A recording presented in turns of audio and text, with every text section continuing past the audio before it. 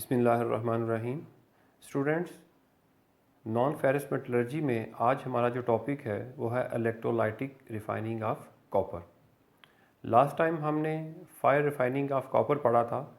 उसमें हमने कॉपर को रिवर्बरेटिव फर्नेस के अंदर, ओपन हार्थ फर्नेस के अंदर रिफ़ाइन किया था, उसकी ऑक्सीडेशन करके, और 99.5% प्योर कॉपर हमने रिसीव की, जिसको हमने नाम दिया था फायर रिफाइंड कॉपर का। तो उस फायर रिफाइंड कॉपर के हमने इंगट कास्ट किए थे। वो इंगट जो है एज अ एनोड हम इस प्रोसेस में यूज़ करेंगे इलेक्ट्रोलाइटिक रिफाइनिंग ऑफ कॉपर में।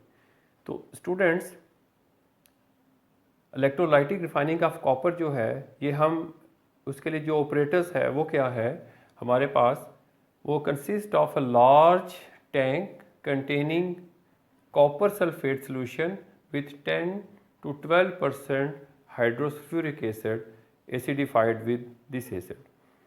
तो स्टूडेंट्स, हमारे पास जो ऑपरेटर्स है इस प्रोसेस के लिए वो आपके सामने है। ये एक लार्ज टैंक है जिसके अंदर आपको एनोड और कैथोड जो है वो दो इलेक्ट्रोड नज़र आ रहे हैं। तो स्टूडेंट्स, इसकी कंस्ट्रक्शन को पहले आप समझ लें कि ये कैसा एक टैंक है।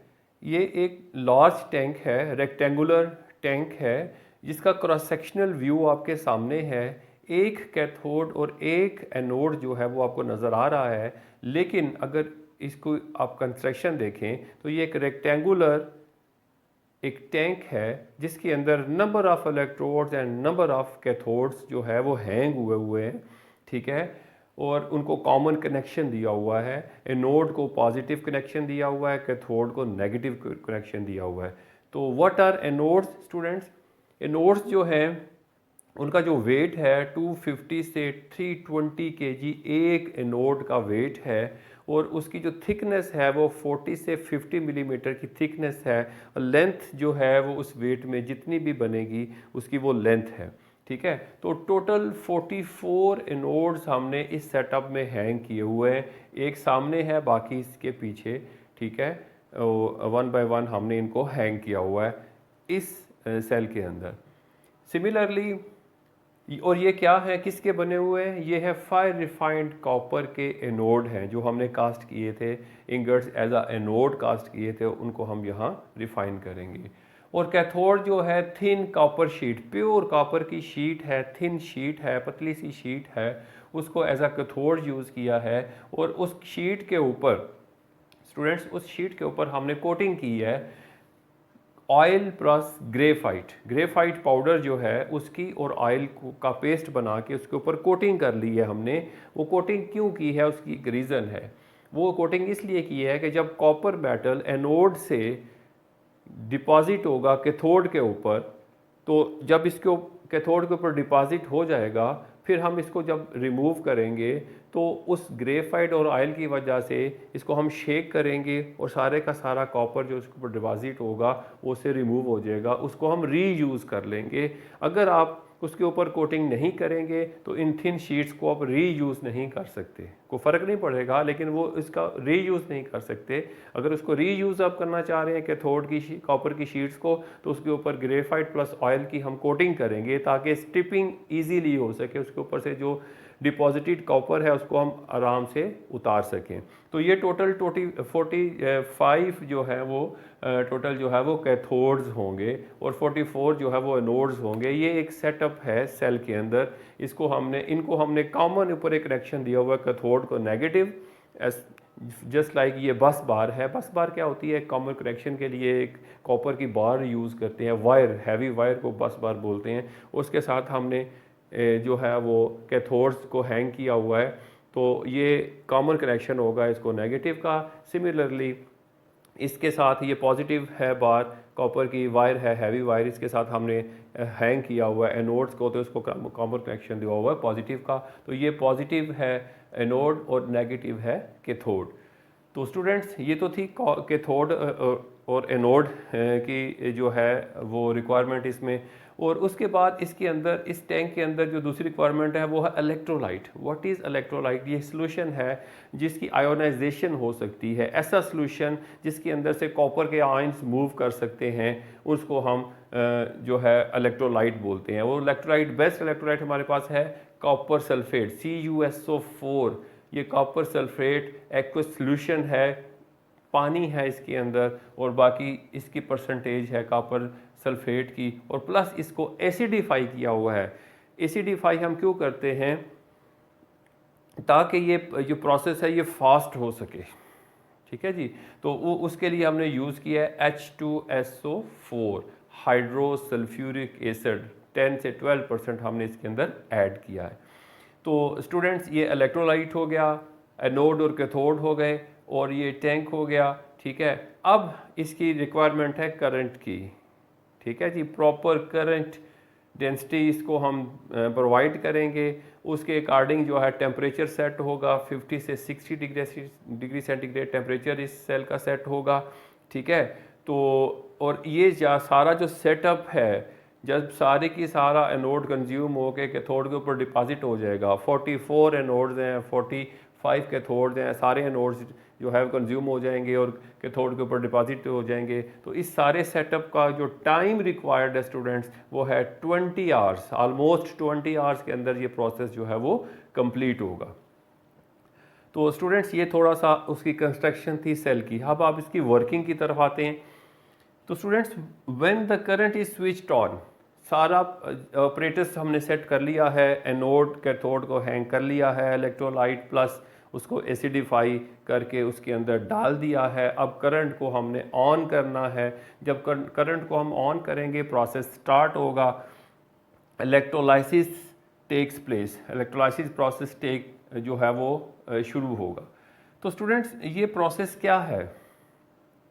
बज़ाहिर हमें नज़र आ रहा है कि कॉपर जो है वो ट्रांसफ़र होगी फ्रॉम एनोड टू कैथोड। जैसे ये यहाँ आपको नज़र आ रहा है कि ये कंज्यूम हो रहा है एनोड, और इधर आके ये डिपॉजिट हो रही है कॉपर। स्टूडेंट्स, एक्चुअल में क्या हो रहा है? ये होगा ये कि जब हम करंट को स्विच ऑन करेंगे, इसके अंदर जो इलेक्ट्रोलाइट है, ये जो सॉल्यूशन है, इसकी डिसोसिएशन होगी। ये कॉपर सल्फेट है, तो कॉपर सल्फेट जो है Cu++ आयंस और SO4-2 आयंस, ये अलग-अलग हो जाएंगे। इसकी डिसोसिएशन हो जाएगी।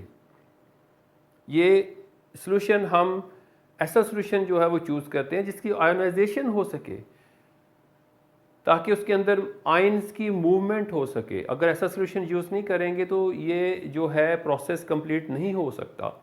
तो हम according to metal solution choose करते हैं। कॉपर, तो कॉपर सल्फेट सॉल्यूशन हमने चूज़ किया। कॉपर आयंस और सल्फेट आयंस अलग-अलग हो गए ड्यू टू करंट। करंट हमने जब इसको प्रोवाइड की तो ये सर्किट जो है वो कंप्लीट हुआ। ठीक है। जब सर्किट कंप्लीट हुआ तो आयंस जो है उनकी मूवमेंट स्टार्ट हो गई। वो आयंस कहाँ से आए? वो आयंस सॉल्यूशन के आयंस है कॉपर सल्फेट। कॉपर के आयंस अलहदा हो गए, सल्फेट आयंस अलहदा हो गए। अब अलहदा हो गए तो फिर क्या होगा? क्योंकि करंट को ऑन किया हुआ है तो उसमें आयंस की मूवमेंट कैसे होगी? पॉजिटिव जो है वो नेगेटिव की तरफ अट्रैक्ट करेंगे, जो नेगेटिव है वो पॉजिटिव की तरफ अट्रैक्ट करेंगे। तो आप देखेंगे, अब ये आप देख सकते हैं कि जब ये आयोनाइजेशन हो गई है तो कॉपर के जो आयंस हैं उनकी मूवमेंट किधर है? एनोड की तरफ। उनकी अट्रैक्शन किधर है? एनोड की तरफ। कॉपर जो है वो आयंस जो हैं वो डिपॉजिट होंगे किसके ऊपर? कैथोड के ऊपर। कहाँ से आ रहे हैं? सॉल्यूशन से आ रहे हैं। कहाँ से आ रहे हैं? सॉल्यूशन से आ रहे हैं। सॉल्यूशन जो है डिसोसिएट हुआ, कॉपर उसमें से, क्योंकि हमने ऐसा एटमॉस्फेयर क्रिएट किया है कि कॉपर डिपॉजिट हो और कोई मेटल डिपॉजिट ना हो, क्योंकि हमने कंडीशंस ही ऐसी रखी हैं।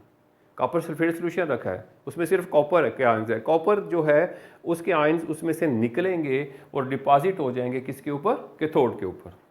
अब उस सॉल्यूशन के अंदर कमी वाक़या हो गई है, किस चीज़ की? कॉपर के आयंस की। अब वो कॉपर के आयंस की जो शॉर्टेज हो रही है वो कहाँ से पूरी होगी? वो एनोड हमने इम्प्योर कॉपर का एनोड हमने इसके अंदर डाला हुआ है, इसके अंदर हैंग किया हुआ है, वो कंज्यूम होगा। वो जब कंज्यूम होगा तो इसमें से ये Cu+2 आयंस ये निकलेंगे। ये Cu+2 आयंस जो है वो कहाँ जाएंगे? सॉल्यूशन के अंदर जाएंगे और कॉपर सल्फेट सॉल्यूशन दोबारा कंप्लीट हो जाएगा। अंडरस्टैंड?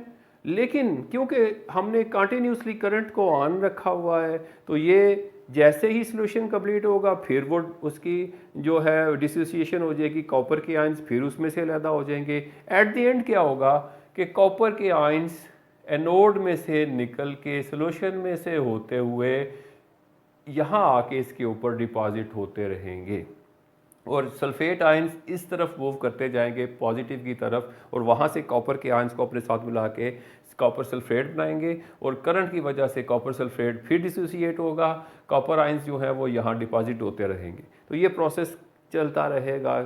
कब तक चलता रहेगा? जब तक ये सारे का सारा एनोड कंज्यूम नहीं हो जाता।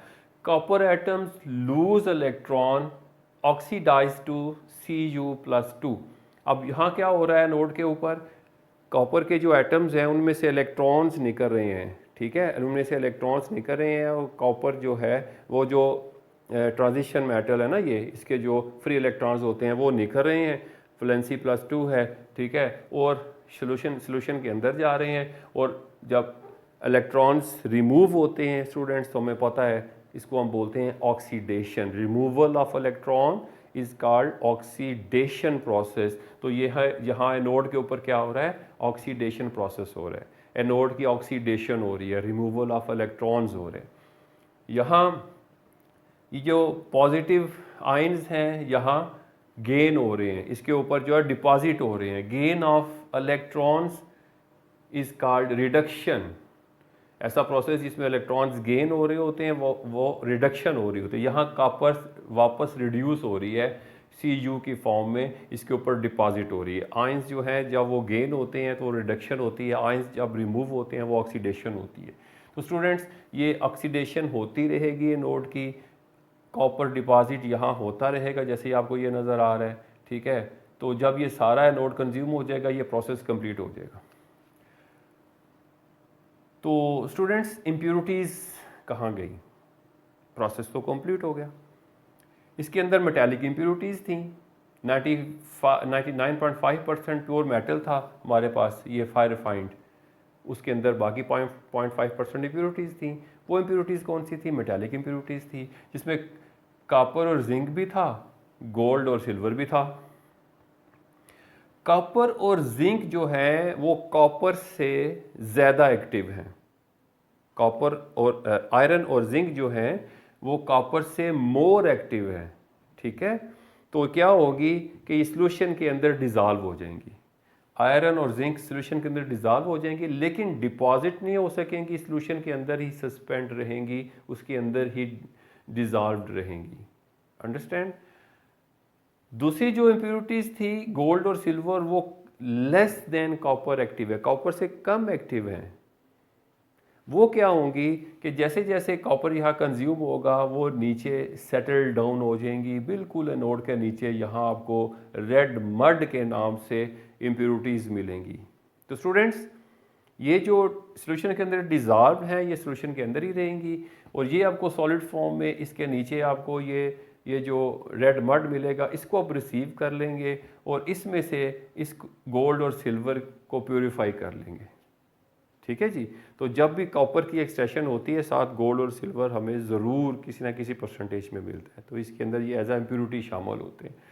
तो स्टूडेंट्स इस तरह ये प्रोसेस जो है ये चलता रहेगा और कब तक चलता रहेगा? जब तक सारे के सारे एनोड जो है वो कंज्यूम नहीं हो जाते। जब एनोड कंज्यूम हो जाएंगे तो हम ये जो कैथोड्स हैं इनको हम बाहर निकालेंगे और इनको हम इनकी स्ट्रिपिंग करेंगे। तो जब इनको शेक करेंगे तो उसके ऊपर से ये जो डिपॉजिटेड कॉपर है ये सारे का सारा जो है वो उतर जाएगा, उसको हम रिसीव कर लेंगे। उसको फिर क्योंकि वो क्या है, कैसा कॉपर है, ये वाला जो कॉपर इसके ऊपर डिपॉजिट हो रहा है electrolytic grade copper, 99.99% pure copper होगा ये, 100% प्योर कॉपर। अब इसको क्या करेंगे, इसकी तो कोई शेप नहीं है, इसको हम किसी भी फर्नेस के अंदर स्टूडेंट्स, किसी भी फर्नेस के अंदर, इलेक्ट्रिक फर्नेस के अंदर रख के इसको क्रूसिबल के अंदर रख के इसको मेल्ट करेंगे। मेल्ट करने के बाद अपनी रिक्वायर्ड शेप, इंगट कास्ट करना है या कोई और शेप कास्ट करनी है तो उस शेप में आप कास्ट कर लेंगे।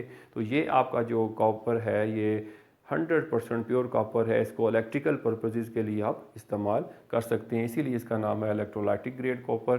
तो इसको हम इलेक्ट्रिकल पर्पस के लिए इस्तेमाल करते हैं।